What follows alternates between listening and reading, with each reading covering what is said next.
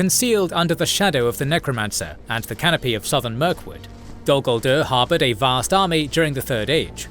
Initially waging a war of proxy against their enemies, the hosts of Dol Guldur forced numerous peoples to migrate from the region, contributing to the colonization of the Misty Mountains.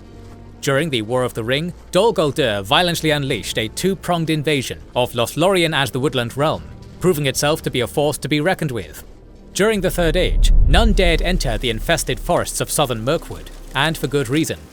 Welcome to our video on the history and military of Dol Guldur, the vanguard of Sauron's invading armies, nestled deep within the cursed woodlands of northern Middle-earth. In SA 750, a wave of Sindar settled amongst the Sylvan Elves in Greenwood the Great, establishing the Woodland Realm under King Orifer. Orifer established his capital upon the naked summit of Amolanc. However, his people would migrate north 3 times.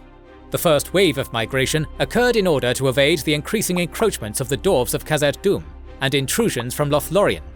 The second was due to Sauron's rising power at the end of the Second Age, and the third was in TA 1100 under his son Thranduil, due to a shadow descending upon southern Greenwood.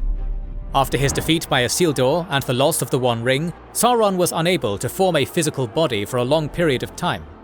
Thereafter, the Dark King travelled into the Far East to regain his power, and by TA 1000 could once more take corporeal form. Sauron then manipulated some Easterling tribes into invading Rhovanion, whereupon he began spreading a shadow over the southern part of the Greenwood. In TA 1050, Sauron seized Orifer's long-abandoned ruins upon Amolanc, and created a stronghold known as Dol Guldur, or the Hill of Sorcery. Sauron constructed a dark tower, and rebuilt defensive walls and fortifications from the ruins of Orifer's castle. Beneath the earth, he had his minions dig out a network of pits, used as dungeons, torture chambers, and forges. The canopy of Mirkwood and the underground network were both ideal in hiding his growing army from the west. Sauron's presence drew orcs, trolls, giant spiders, bats, and other fell creatures into southern Greenwood. Because of this, the forest became known as Mirkwood, and rumours emerged of a necromancer taking residence. Modern fantasy writing and video game lore typically depict necromancers as beings who can raise the dead. However, Tolkien's necromancer was quite different.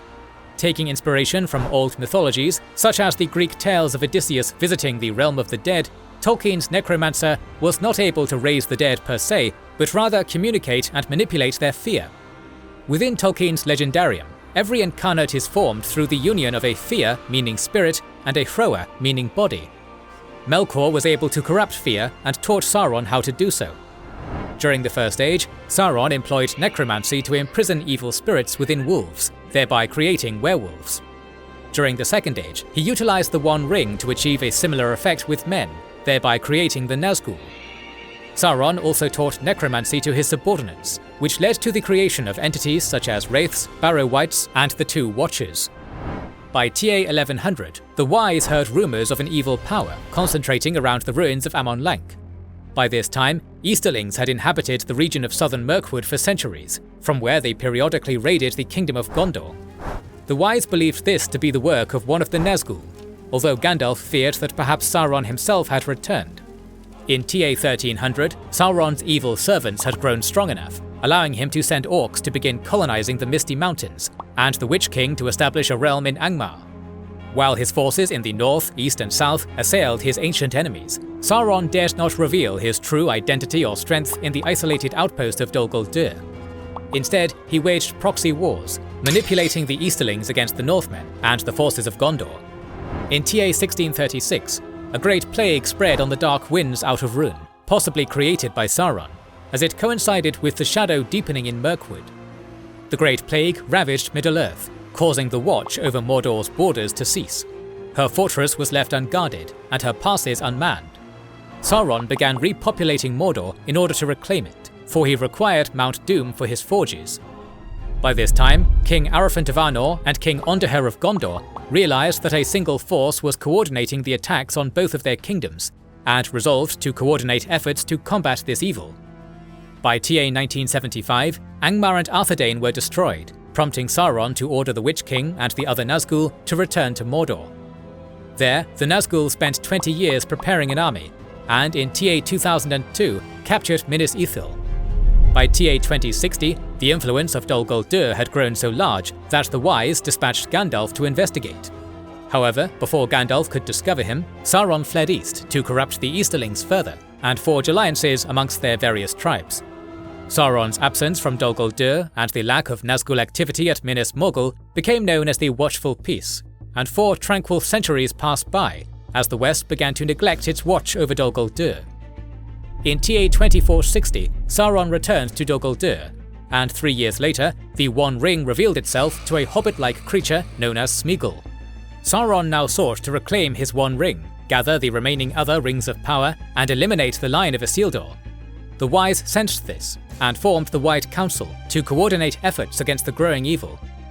Beginning in TA 2475, Sauron's proxy wars intensified. That year, for the first time, Uruk-hai emerged from Mordor, with the Misty Mountains depleted of dwarves due to the awakening of Durin's Bane. Sauron ordered orcs and trolls to block the western passes of the Misty Mountain and capture Moria and Gundabad. Sauron also manipulated the Belchov to cooperate with his orcs to assail Gondor. Then, in TA 2510, a dark shadow and cloud flowed out from Dol Guldur.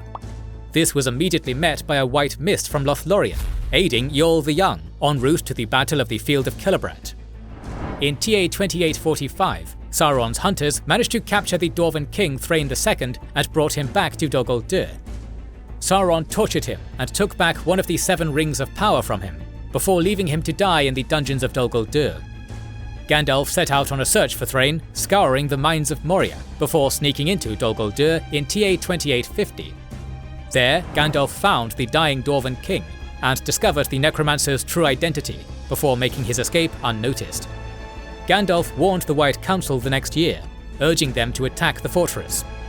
However, Saruman was secretly in competition with Sauron to find the One Ring, and persuaded the White Council not to take immediate action. Gandalf feared Sauron would invade Lothlorien and Rivendell from Dol Guldur, and perhaps coordinate with Smaug to assail the dwarves of the Iron Hills. Thus, Gandalf hatched a plan to deal with Smaug, while continuing to urge the White Council to take direct action against Dol Guldur. By TA 2941, fearing Sauron was close to finding the One Ring, Saruman finally agreed to attack Dol Guldur. Given the extent of Dol Guldur's operations, the White Council most likely invaded with a host provided by Lothlorien, perhaps supported by the Woodmen coming across the Anduin. Sauron was at an enormous disadvantage. Dol Guldur was isolated from its allies, while the enemy could call upon local realms if need be. Likewise, the Astari and Elven leaders wielded rings of power that could weaken Sauron's control over his servants. Sauron chose to flee east again, abandoning his stronghold, and most likely ordered its hosts to hide underground or scatter into the canopy of southern Mirkwood. Having dislodged Sauron from Dol Guldur, the White Council left the cursed region unguarded. This turned out to be a grave error. In TA 2951, Sauron declared himself openly, and began rebuilding Barad-dûr while dispatching his second lieutenant, Camul, with 2 other Nazgûl to rebuild Dol Guldur. For decades, the Black Easterling Camul prepares Dol Guldur for war, and it was during this time that the Uruk-hai made their first appearance to the west in southern Mirkwood. Then, in July of TA 3018, Camul departed Dol Guldur to hunt the One Ring with the other Nazgûl. On March 11th of TA 3019, Dol Guldur unleashed a full-scale assault on Lothlorien, swarming the Goldwood. The border wardens of Lothlorien were able to repel this attack. Yet on the 15th, Dol Guldur unleashed a 2-pronged assault upon Lothlorien and the Woodland Realm. The border wardens again managed to beat back the attackers, and the Woodland King Thranduil emerged victorious through sheer numbers. Finally, on the 22nd, Dol Guldur unleashed a final assault on Lothlorien, causing much destruction to the Goldwood's borders, but the Galadrim routed them utterly. While Dol Guldur was formidable, it could not overcome the sheer population of the Woodland Realm and the power of Nenya, which only Sauron himself could have overcome. On the 25th, the One Ring was destroyed, as were Sauron and the Nazgûl. Leaderless without the Shadow, and having suffered 4 major defeats, Dol Guldur was vulnerable. On the 28th, Celeborn led a host of Galadrim across the Anduin on many boats, and stormed Dol Guldur. There, Galadriel cast down its walls, laid bare its pits, and cleansed Mirkwood. Given Dol Guldur's majority orc population, its underground forges most likely produced weapons and armor favoring their needs. The preferred weapons of orcs were curved scimitar-like swords, poisoned spears, and arrows. However, they could also use hammers, daggers, axes, spears, pickaxes, tongs, swords and bows of horn, and instruments of torture. Orcish armour typically consisted of stout ringmail, leather, iron helmets, and small shields. Given the emergence of Olokai in southern Mirkwood, it is possible that Dol Guldur also forged their specialised weaponry, such as their great hammers and bucklers. Given Dol Guldur's Nazgul leadership, it is possible its armies possessed weapons laced with black breath, such as those used by the Haradrim archers against Faramir. Likewise, they might also have Morgul weaponry, such as the Morgul knives whose wounds caused their victims to become wraiths. Dol Guldur's ultimate weapon was the psychological fear induced by the shadow of the necromancer. It was enough to force the migration of the Northmen, Sylvan Elves and Hobbits, and provided concealment and mobility for the orcs. Dol Guldur was capable of harbouring a significant number of orcs. This is evident from the multiple migrations of the Northmen, Sylvan Elves and Hobbits, and Dol Guldur's two-pronged offensives during the War of the Ring. Tolkien scholar Tom Lobach argues that, given Dol Guldur's two major objectives, to conquer Lothlorien and the Woodland Realm, she would have required at a minimum 2 hosts, equivalent to 100,000 troops. Furthermore, the ease with which Sauron abandoned and reoccupied Dol Guldur indicates that the underground network and the canopy of Mirkwood were able to conceal the orcs from the west. By the Third Age, Sauron had unified the numerous northern and eastern orc tribes, and bred many more in Mordor and Dol Guldur. The bulk of Dol Guldur's army consisted of orcs, who acted primarily as infantrymen and archers. Although smaller than men, crooked in frame, and bow-legged, orcs were still ferocious in battle and took delight in torture. Orcs were also quite capable at taming and riding wolves and wargs, providing Dol Guldur with a form of cavalry. By the late Third Age, Sauron had successfully bred one of his greatest heavy units, the Olokai. This was a subspecies of troll that shared none of the old troll vulnerabilities and were intelligent enough to learn black speech. Equipped with hammers, bucklers in their claws, and armoured in horned scales, they made for extremely formidable shock troops. The offspring of Shelob migrated to southern Mirkwood after the Shadow descended upon it. Morgoth did not command Ungoliant, nor did Sauron command Shelob. Thus, her offspring owed no allegiance to him. However, like any other creature in Middle-earth, Sauron was able to influence them in subtle ways. Sauron allowed Shelob to reside in Cirith Ungol, because she made an excellent guard over its pass, and even referred to her as his cat. Likewise, the great spiders of Mirkwood made excellent guards for Dol Guldur. Mirkwood was also infested with bats, a creature Sauron made use of during the Battle of Five Armies. It seems likely these acted as reconnaissance units, and in large numbers could block sunlight, providing orc mobility. Dol Guldur also benefited from forces allied to Sauron, such as the Easterlings, who augmented its forces on occasion. Lastly, the presence of Sauron and the Nazgul's necromancy, alongside Morgul knives, meant the possibility of creating undead beings, who, like the great spiders, could act as a sort of guard. The Barrow Wights of the Barrow Down were so effective that it led to the destruction of Cardolan, and could have been of great use in southern Mirkwood. The army of Dol Guldur would have been mustered in hosts, armies, legions, companies and bands. Sauron handed command of Dol Guldur's forces to Khamul until the War of the Ring, whereupon most likely a high-ranking orc took command. Orcs would have taken ranks such as Marshal, Lieutenant, Captain and Chieftain. Tolkien scholar Tom Lobach argued that Dol Guldur was Sauron's mightiest forward outpost during the War of the Ring, and of its 2 to 3 Nazgul, one must have been primarily a messenger and another a field commander. Being an isolated forward outpost, Sauron operated Dol Guldur defensively, infesting southern Mirkwood to thwart possible invasion. Sauron concealed his identity and armies while waging proxy wars against his enemies rather than risk open battles. This is evidenced by his use of Easterlings against the Northmen and Gondor, the dispatching of orcs to colonize the Misty Mountains, and the Witch King's formation of Angmar. During the War of the Ring, Dol Guldur was forced onto the offensive, relying on its hosts of orcs. Orcs excel in combat within confined spaces, and require darkness for mobility, making forest invasions advantageous.